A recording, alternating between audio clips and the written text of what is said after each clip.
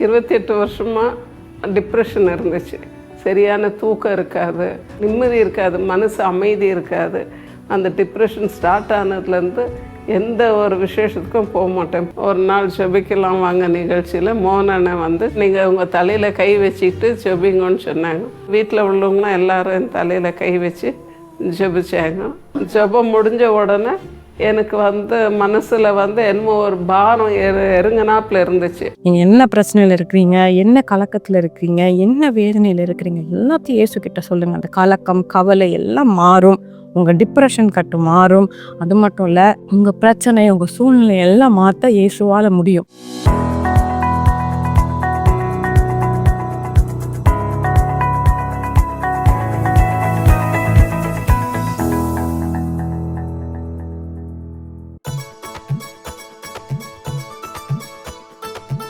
என் பேர் சாந்தகுமாரி. எனக்கு கல்யாணம் முடிச்சு ஒரு பையனும் ஒரு பொண்ணும் இருக்காங்க. நாங்கள் வந்து கர்நாடகா மைசூரில் இருக்கேன்.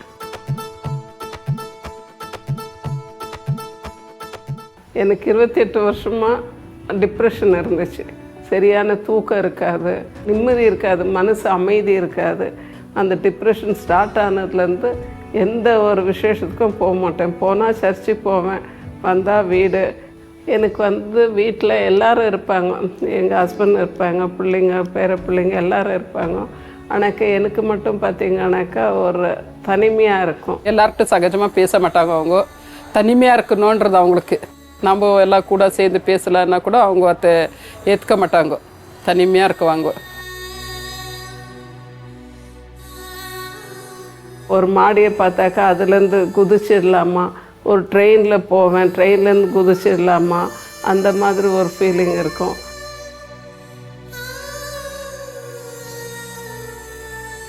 நைட்டு ஃபுல்லாக முடிச்சிருப்பாங்க. பழக சொன்னால் பழக மாட்டாங்க. படுத்தாலும் உடனே எழுச்சி போயிடுவாங்க. நான் தூங்கிட்டு இருப்பேன், அவங்க எழுச்சி போயிருப்பாங்க. நைட் வரப்போதேன்ற ஒரு பயம் வரும், எப்போ விடியோன்ற ஒரு இதுவாக இருக்கும்.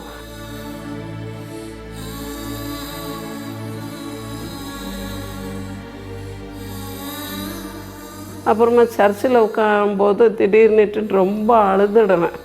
என்னை அறியாமல் ஏன் அழுகுறேன்னுட்டுன்னே தெரியாது, அழுதுடுவேன். இந்த டிப்ரெஷன்னால் நான் 3 வாட்டி தற்கொலைக்கு முயற்சி பண்ணியிருக்கேன். அந்த அளவுக்கு நான் பாதிக்கப்பட்டிருக்கேன். இது டிப்ரெஷன்னால் நைட்டு ஃபுல்லாக தூங்காமல் சாப்பிட்டுக்கிட்டே இருக்குவேன். இன்கேஸ் எதுனா வீட்டில் இல்லைனாக்கா நானே சமைச்சு சாப்பிடுவேன். இந்த பிரச்சனைக்காக நான் டாக்டர்கிட்ட போய் பார்த்ததில் அவங்க எனக்கு ஸ்லீப்பிங் டேப்லெட் கொடுத்தாங்க, நெக்ஸ்ட்டு டிப்ரெஷன் டேப்லெட் கொடுத்தாங்க. அதை வந்து கண்டினியூவாக எடுத்துக்கிட்டு இருந்தேன்.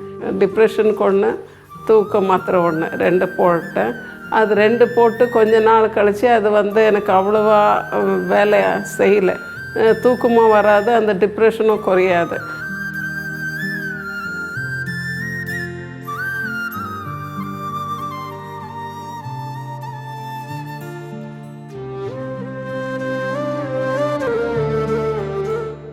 இந்த சூழ்நிலையில் 2024 ஜூனில் வந்து ஜெபிக்கலாம் வாங்க நிகழ்ச்சி பார்க்க ஆரம்பித்தேன். அதே ஜூன் மாதத்தில் ஒரு நாள் ஜெபிக்கலாம் வாங்க நிகழ்ச்சியில் மோகனனை வந்து ஜெபிச்சாங்க. ரொம்ப பாரப்பட்டு டிப்ரெஷன் உள்ளவங்களுக்காக நீங்கள் உங்கள் தலையில் கை வச்சுக்கிட்டு ஜெபிங்கன்னு சொன்னாங்க. அதை நானும் தலையில் கை வச்சுக்கிட்டு ரொம்ப பாரப்பட்டு அழுது ஜெபித்தேன். டிப்ரெஷன்லேருந்து எனக்கு கம்ப்ளீட்டாக விடுதலை வேணும்னுட்டுன்னு நான் அழுது ஜெபித்தேன். வீட்டில் உள்ளவங்களாம் எல்லோரும் என் தலையில் கை வச்சு ஜெபிச்சாங்க. ஜெபம் முடிஞ்ச உடனே எனக்கு வந்து மனசில் வந்து என்னமோ ஒரு பாரம் எருங்கினாப்பில் இருந்துச்சு. ஒரு விசுவாசம் வந்துடுச்சு. இதில் வந்து இனிமேல் நம்ம இந்த டிப்ரெஷன் டேப்லெட்டும் எடுக்க வேண்டாம், தூக்க மாத்திரையும் எடுக்க வேண்டாம்னு நானே முடிவு பண்ணிவிட்டு அதை அன்னையோடு நிறுத்திட்டேன். இப்போ பெரிய ஆச்சரியம் என்னன்னாக்க என் மனசு வந்து கம்ப்ளீட்டாக ஃப்ரீ ஆகிடுச்சு. நான் வந்து நல்லா தூங்குறேன், பின்ன வந்து சந்தோஷமாக இருக்கேன். வீட்டில் யார் என்ன பேசினாலும் அவங்களோட அன்பாகவே இருக்கிறேன். இப்போ நார்மலாக இருக்குது. நம்ம மாதிரி மற்றவங்க மாதிரி எல்லாருமே நார்மலாக இருக்குது. எல்லோரும் சகஜமாக பேசுகிறாங்க. வீட்டு எல்லா காரியமும் அவங்களே பண்ணுறாங்க. இப்போ எந்த அந்த டிப்ரெஷன் அறிவே இப்போ இல்லை. இப்போ எல்லார்கிட்ட நல்லா பேசுகிறாங்க, நல்லா சாப்பிட்றாங்க. இந்த டிப்ரெஷனே இல்லை அவங்களுக்கு. இப்போ எல்லாரையும் போல் நார்மலாக படுத்து தூங்க, எழுந்திருக்க, நல்லா சமைக்க, சாப்பிட பண்ணிட்டுன்னு நான் இப்போ ரொம்ப ஹாப்பியாக இருக்கிறேன்.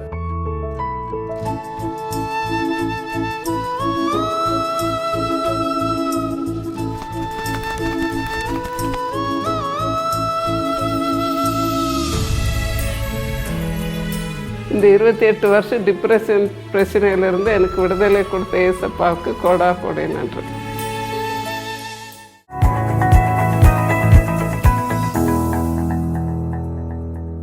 பிரியமானவர்களே, இயேசு கிறிஸ்துவின் இனிதான நாமத்தில் உங்களுக்கு என்னுடைய அன்பின் வாழ்த்துக்கள். இந்த அற்புதத்தின் இரவு அப்படின்ற இந்த நிகழ்ச்சியில் உங்களை சந்திக்கிறதுல நான் ரொம்பவே மகிழ்ச்சி அடைகிறோம். இன்னைக்கு ஒரு சாட்சியை நம்ம பார்த்துட்டு வந்தோம். எவ்வளோ பெரிய பாடில் 28 வருஷமா ஒரு டிப்ரெஷன் போராட்டத்தில் பாதிக்கப்பட்டிருக்கிறாங்க. டிப்ரெஷன் அப்படின்னு சொல்லும்போது நமக்கு யோசிக்கலாம், எல்லாருக்கும் கவலை வருது, கவலை அதிகமாக அழுத்தும் போது அதுதான் டிப்ரெஷன் அப்படின்னு நிறைய பேர் யோசிக்கிறது உண்டு. ஒருவேளை நீங்கள் கூட அப்படி யோசிச்சிருக்கலாம். ஆனால் டிப்ரெஷன்றது ரொம்ப கஷ்டப்படுத்தும், நம்மளுடைய மனசை கஷ்டப்படுத்தும், நம்மளுடைய சரீரத்தை அது பாதிக்கும். அது என்னதான் மன அழுத்தம், அது மனது சம்பந்தப்பட்டமான காரியமாக இருந்தாலும் அந்த டிப்ரெஷனுக்குள்ளே இருக்கிறவங்களோட முகத்தில் அந்த காரியம் தெரியும், சரீரத்தில் வித்தியாசம் தெரியும், பலவீனத்தை கொண்டு வரும். அதனால தான் வேதவசனத்தில் சொல்லுது, முறிந்த ஆவியை யாரால தேற்றக்கூடும், மன மகிழ்ச்சி நல்ல ஔஷதம், சந்தோஷமா இருக்கிறது தான் ஒரு நல்ல மருந்து அப்படின்னு வேதத்துல நமக்கு ஆண்டவர் எழுதி வைத்திருக்கிறார். ரொம்ப வருஷத்துக்கு முன்னாடி ஒரு அற்புதம் நடந்தது. அவங்களோட சாட்சியை இப்போ ரீசெண்டாக எடுத்திருந்தாங்க. ஏன்னா பல வருஷமா அற்புதம் நடந்தது இல்லை, அவங்க எப்படி இருக்கிறாங்க, அவங்க லைஃப் எப்படி மாறி இருக்கு அப்படின்னு சொல்லி ஒரு சாட்சி எடுத்தாங்க. அப்போ ஒரு சகோதரி ஒரு சாட்சி சொன்னாங்க. என்ன சொன்னாங்க அப்படின்னா, அவங்க ரொம்ப நாள் டிப்ரெஷனுக்குள்ள இருந்தாங்களாம். அவங்களுக்கு அது டிப்ரெஷன் அப்படின்றதே தெரியலையாம். அவங்க என்ன நினைச்சாங்களாம், அது கவலையில இருக்கிறாங்க அப்படின்னு நினைச்சாங்களாம். இந்த மாதிரி ஒரு டிவி ப்ரோக்ராமா பார்க்கும்போது தான் அவங்களுக்கு ஒரு விஷயம் தெரிஞ்சிச்சா, கவலை வேற கலக்கம் வேற. இப்போ பிள்ளைக்கு உடம்பு சரியில்லை, ரொம்ப பலவீனமா இருக்கு, அதை நினைச்சு ரொம்ப கவலைப்படுறது கவலை. என்னவா முடியுமோ, எதிர்காலம் எப்படி இருக்குமோ, என்ன நடக்குமோ, என்னெல்லாம் நம்ம செய்ய போறோமோ அப்படின்னு சொல்லி யோசிச்சுக்கிட்டே இருக்கிறது தான் கலக்கம். அப்படிப்பட்ட ஒரு சூழ்நிலையில் இருந்தேன். எனக்கு அன்னைக்கு தான் இவ்வளோ வித்தியாசமே எனக்கு தெரியும் அப்படின்னு சொல்லி நான் ஜெபிச்சேன். எனக்கு ஆண்டவர் அற்புதம் செய்தாரு அப்படின்னு அவங்க ஒரு சாட்சி சொன்னாங்க. இப்போ நீங்கள் பார்க்குறீங்கல்ல, கவலை வேற கலக்கம். ரொம்ப யோசிச்சு அப்படி ஆயிருமோ இப்படி ஆயிருமோ, எல்லாரும் நமக்கு எதிராகவே இருக்காங்களே, யாருமே நம்மளை நேசிக்கலையே, நான் தனியாக தானே இருக்கேன் இப்படின்னு அப்பப்போ கலங்கிக்கிட்டே அந்த கலக்கத்திலே நீங்கள் இருக்கிறது தான் டிப்ரெஷன். இன்னைக்கு ஒரு சாட்சியை நம்ம கேட்டோம்ல, 28 வருஷமா ஒரு சகோதரி சாந்தகுமாரி, மைசூரை சேர்ந்தவங்க. அவங்க பாருங்க, வீட்டில் எல்லாரும் சந்தோஷமா இருப்பாங்க, நான் தான் கவலையிலேயே இருப்பேன் அப்படின்னு அந்த சகோதரி சொல்லியிருக்காங்க. அப்போ என்ன அர்த்தம், எல்லாரும் சந்தோஷமா இருக்காங்க, ஏன் உங்களால சந்தோஷமா இருக்க முடியல? டிப்ரெஷனுக்குள்ளே போயிட்டேன். நான் 28 வருஷமா இப்படி இருந்தாங்களாம். அது மட்டும் இல்லை, இன்னொன்று சொன்னாங்க பார்த்தீங்களா, நான் தற்கொலைக்கு பல தடவை நான் முயற்சி செஞ்சுருக்கிறேன். நீங்கள் நல்லா யோசிங்க, உங்கள் வீட்டில் எல்லாரும் சந்தோஷமாக இருக்கிறாங்க, ஆனால் இவங்களுக்குள்ள அந்த சந்தோஷம் இல்லை. வீட்டில் அந்த சந்தோஷம் இருந்துச்சுன்னா இவங்களும் சந்தோஷமாக இருப்பாங்கல்ல. அப்போ அவங்க மனசில் என்ன நினச்சிருப்பாங்க, நான் தனிமையாக இருக்கேன், எல்லாரும் சந்தோஷமாக இருக்காங்க, சுற்றி இருக்கிற எல்லாரும் சந்தோஷமாக இருக்காங்க, ஆனால் நான் சந்தோஷமாக இல்லை, எனக்குள்ளே இப்படி ஒரு பிரச்சனை இருக்குது. என்ன பிரச்சனை இருக்குது? அவங்களுக்குள்ள வியாதி இருக்கா, போராட்டம் இருக்கா? கிடையாது. ஆனால் இவங்க எந்த காரியத்தை குறித்து யோசிச்சுக்கிட்டே இருந்திருப்பாங்க, இவங்க எல்லாம் நமக்கு எதிராகவே இருக்கிறாங்க, யாருக்குமே நம்மளை பிடிக்கலை, நம்ம எதிர்காலம் எப்படி இருக்கும், இப்படி ஏதோ ஒரு பாதிப்பு, ஏதோ ஒரு காரியம் அவங்கள மாற்றி மாற்றி யோசிக்க வச்சதுனால தானே இவங்க ஏதாவது ஒரு விஷயம் மற்றவங்க கூட ஒட்டாமையே இருந்திருக்கிறாங்க. இந்த விடுதலை கிடைச்சதுக்கு அப்புறம் பாருங்க, நான் ரொம்ப சந்தோஷமா இருக்கேன், எல்லாரோட நல்லா பேசுறேன் அப்படின்னு சொன்னாங்க. இன்னைக்கு நீங்க கூட யோசிக்கல, யாரு கூடயும் நான் பேச மாட்டேங்க, எங்கள் வீட்டில் இருக்கிறவங்க கிட்ட நான் பேச மாட்டேன், என் சொந்தக்காரங்க கிட்ட பேச மாட்டேன், எல்லாரும் எனக்கு எதிராக இருக்கிற மாதிரியே எனக்கு தெரியுது. உண்மையாகவே சில பேர் துரோகம் பண்ணி நம்ம இவங்க நமக்கு பாதிப்பு உண்டு பண்ணிட்டாங்க, அதனால இருக்கிறது வேற, இவங்க இப்படி பண்ணிடுவாங்க அப்படி பண்ணிட்டாங்க அப்படின்னு சொல்லி நம்ம சில நேரம் யோசிச்சு வீட்டில் இருக்கிறவங்ககிட்டயே நம்ம பேசாமல் இருப்போம். இப்படிதான் இருக்கிறீங்களா, இது ஒரு பாதிப்பு, இதுதான் மன அழுத்தம். இப்படிப்பட்ட சூழ்நிலையில தான் அந்த சகோதரி இருந்தாங்க. அவங்களுக்கு தான் இயேசு அற்புதம் செய்திருக்கிறார். 28 வருஷம் இந்த பாதிப்பு. வேதத்தில் பைபிளில் இப்போ சம்பவம் எழுதப்பட்டிருக்கு. லூக்கா 7ஆம் அதிகாரத்தில் அந்த சம்பவம் எழுதப்பட்டிருக்கு. நான் வசனத்தை வாசிக்கிறேன், நீங்கள் கேளுங்க. 36லேருந்து 39வது வசனம் வரைக்கும் நான் வாசிக்கிறேன். பரிசேயரில் ஒருவன் தன்னுடனே போஜனம் பண்ண வேண்டும் என்று இயேசுவை வேண்டிக் கொண்டான். அவர் அந்த பரிசேயனுடைய வீட்டில் பிரவேசித்து பந்தி இருந்தார். அப்பொழுது அந்த ஊரில் இருந்த பாவியாகிய ஒரு ஸ்திரீ அவர் பரிசேயன் வீட்டிலே பந்தி இருக்கிறதை அறிந்து ஒரு பரணியில் பரிமள தைலம் கொண்டு வந்து அவருடைய பாதங்களின் அருகே பின்னாக நின்று அழுது கொண்டு அவருடைய பாதங்களை தன் கண்ணீரினால் நனைத்து தன் தலைமயிரினால் துடைத்து அவருடைய பாதங்களை முத்தம் செய்து பரிமள தைலத்தை பூசினாள். அவரை அழைத்த பரிசேயன் அதை கண்டபோது, இவர் தீர்க்கதரிசியாய் இருந்தால் தம்மை தொடுகிற ஸ்திரீ இன்னாள் என்றும் இப்படிப்பட்டவள் என்றும் அறிந்திருப்பார். இவள் பாவியாய் இருக்கிறாளே என்று தனக்குள்ளே சொல்லி கொண்டான். இங்க ஒரு சம்பவம் எழுதப்பட்டிருக்கு. என்ன சம்பவம் அப்படின்னா, இயேசு ஒரு வீட்டுல போய் இருக்கிறார். அப்போ ஒருத்தர் பாவியான ஸ்திரீ இயேசுவை தேடி வரா. இவ வந்த நேரத்துல இருந்து கொஞ்சம் யோசிங்க, எல்லாரும் அவங்க பாவின்னு சொல்லிட்டாங்க. அப்ப அவ எப்படி இருப்பா? தனிமைப்படுத்தப்பட்ட ஒரு சூழ்நிலையில் தானும் இந்த ஸ்திரீ இருந்திருக்கணும். தனிமைப்படுத்தப்பட்ட சூழ்நிலை, இவ பாவி அப்படின்னு அவளை ஒதுக்கி வச்சிருந்திருப்பாங்க. இந்த ஊர்ல யாருமே என்னை நேசிக்கல, என் ஆதரவு கொடுக்கறதுக்கு யாருமே இல்லை, அப்படி ஒரு கவலையில தானே இருந்திருப்பா. அப்ப பாருங்க, இயேசு கிட்ட இயேசு பாதத்துல உட்கார்ந்து அழுதுகிட்டே இருந்தேன். எவ்வளவு வேதனை இருந்துச்சுன்னா, எவ்வளவு கஷ்டம் இருந்துச்சுன்னா அப்ப அழுதுக்கு தானே வரும் கண்ணுல இருந்து. யோசிச்சு பாருங்க. இன்னைக்கு பாருங்க, நீங்க கூட நிறைய பேர் தனியா உட்காந்து கலங்கி கொண்டு அழுதுகிட்டு இருக்கிறீங்கல்ல. எனக்கு யாருமே இல்லை, எல்லாரும் என்னை ஒதுக்கி வச்சுட்டாங்க, தனியா தானே நான் இருக்கிறேன், என்னை பார்த்தாலே யாருக்குமே பிடிக்க மாட்டேங்குது அப்படின்னு சொல்லி இவளுக்குள்ள இந்த கஷ்டம் இருக்கு. இவ இந்த மாதிரி தப்பு பண்ணிட்டா, இவ இந்த மாதிரி ஆளு அப்படின்னு சொல்லி நம்மளை ஒதுக்கி வச்சிருக்கிறாங்க. நீங்க வேதனையோட இருக்கிறீங்கல்ல. இயேசுவோட பாதத்துல அந்த ஸ்திரீ எப்படி விழுந்து அவ கண்ணீரை சிந்தி இயேசு கிட்ட ஜெபித்தாலோ, அதே மாதிரி இந்த நாள் உங்க பிரச்சனை என்ன வேதனை, எந்த காரியம் உங்களை கலக்கப்படுத்தி கொண்டு இருக்குது, எந்த காரியம் உங்களை வேதனைப்படுத்திட்டு இருக்குது, அந்த காரியத்தை எல்லாம் நீங்க இயேசு கிட்ட நீங்க சொன்னீங்க அப்படின்னா இயேசு நிச்சயமா இன்றைக்கு உங்களுக்கு விடுதலை தருவார். இந்த டிப்ரெஷன் போராட்டத்திலிருந்து விடுதலை தருவார். உங்க கவலைகள் மாறும், உங்க கலக்கங்கள் மாறும். இல்லை எந்த காரியத்தினால வேதனையோடு இருக்கிறீங்களோ அந்த வேதனை மாறும். சில நேரத்துல நீங்க உண்மையாவே நீங்க தப்பு பண்ணி எல்லாரும் உங்களை ஒதுக்கி வச்சிருக்கிறாங்கன்னா, இயேசுவே என் பாவத்தை மன்னிங்க நீங்க கேட்டீங்கன்னா அந்த காரியத்தை அவர் மன்னிப்பாரு. இந்த காரியத்துல இருந்து உங்களுக்கு விடுதலை தருவார். உங்க சூழ்நிலைகளை மாத்தி தருவார். சரியா? இன்னொரு விஷயம், பரிசை சொல்றாங்கல்ல, இவர் தீர்க்கதரிசியான இவர் எப்படிப்பட்டவர்னு இயேசுக்கு தெரியும்ல அப்படின்னு அவங்களுக்குள்ளே யோசிச்சுக்கிறாங்க. இயேசுக்கு எல்லா காரியமும் தெரியும், இயேசு எல்லா காரியத்தையும் புரிஞ்சுப்பாரு. அதனால நீங்க கவலைப்படாதீங்க. இப்போ நம்ம ஜெபிக்க போறோம். சரியா?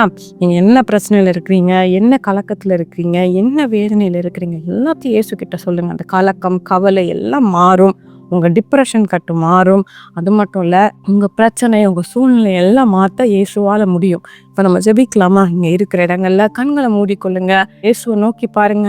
இயேசு உங்க பக்கத்துலதான் இருக்கிறாரு. நீங்க இயேசு எனக்கு உதவி செய்யுங்க, எனக்கு இந்த விடுதலை தாங்கன்னு கேளுங்க. இயேசுவே, ஜெபிக்கிற ஒவ்வொரு பிள்ளைகள் மேலேயும் ஆசீர்வதிக்கிற காரம் வைக்கப்படட்டப்பா. நீங்க மனதுருகி நிறைய பேருக்கு அற்புதம் செய்திருக்கிறீங்க. பிள்ளைகள் எல்லாம் கலக்கத்தோட டிப்ரெஷன் மத்தியில வேதனையோட இருக்கிறாங்கப்பா. இந்த பிள்ளைகளை இருதயத்துல கலங்க பண்ணுகிற அந்த காரியத்துல இருந்து இந்த பிள்ளைகளுக்கு நீங்க ஒரு விடுதலை தாங்க. அவங்க கவலைகளை மாற்றுங்க. அந்த கலக்கத்தை நீங்க மாற்றி போடுங்கப்பா. எந்த சூழ்நிலை நினைச்சு கலங்குறாங்களோ அந்த சூழ்நிலையில இந்த பிள்ளைகளுக்கு விடுதலை தாங்க. அந்த சூழ்நிலைகளை மாற்றுதெல்லாம் முடிய பண்ணி கொடுங்கப்பா. கவலைகளை மாற்றுங்க, கலக்கங்களை மாற்றி போடுங்கப்பா. அநேகர் டிப்ரெஷன் போராட்டத்தினால பாதிக்கப்பட்டு இருக்கிறாங்கப்பா. இயேசுவின் நாமத்தினால் அந்த டிப்ரெஷன் கட்டுகள் எல்லாம் அழிந்து போகட்டும். டிப்ரெஷன்ல இருந்து ஒரு விடுதலையை நீங்க கொடுங்க. பயத்தினால பாதிக்கப்பட்டு இருக்கிறாங்கப்பா, பயத்தின் மத்தியில் இருக்கிறாங்க. இயேசுவின் நாமத்தினால் அந்த பயத்தின் கிரியைகள் விலகுவதாக. இயேசுவே, நீங்க விடுதலை கொடுக்கறதற்காக ஸ்தோத்திரம் அப்பா. குடும்ப சூழ்நிலை நினைத்து பயந்து கொண்டு இருக்கிறாங்கப்பா, கலக்கத்தின் மத்தியில் இருக்கிறாங்கப்பா. நீங்க சூழ்நிலைகளை மாற்றுகிற தேவன். அந்த சூழ்நிலைகளிலிருந்து அந்த பிள்ளைகளுக்கு நீர் ஒரு விடுதலை கொடுங்கப்பா. அந்த சூழ்நிலைகளை மாறுதலாம் முடிய பண்ணுங்க. எந்த குடும்பத்தினர் மத்தியில் ஆண்டவரே அப்பா அவமானத்தோடு இருக்கிறாங்களோ அவங்க முன்னாடி உங்க தலை நிமிர்ந்து நீங்க வாழ பண்ணுங்கப்பா. இந்த பிள்ளைகளை ஆசீர்வதிக்கிறதற்காக ஸ்தோத்திரம் ஆண்டவரே. சமாதானத்தை நீங்க கொடுங்க. அவங்க இருதயத்துக்குள்ள ஒரு தெய்வீக சமாதானத்தினால நீங்க நிரப்புவதற்காக நன்றி. இங்க ஜெபத்தை கேட்டதற்காக ஸ்தோத்திரம். இயேசுவின் நாமத்தினாலே ஆமேன்.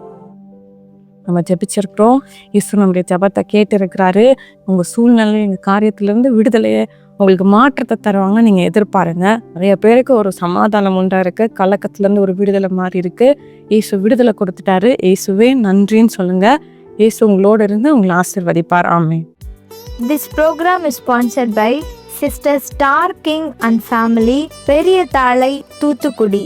ஆதியாகமம் 26:3 படி, நான் உன்னுடனே கூட இருந்து உன்னை ஆசீர்வதிப்பேன் என்று கர்த்தர் சொல்லுகிறார்.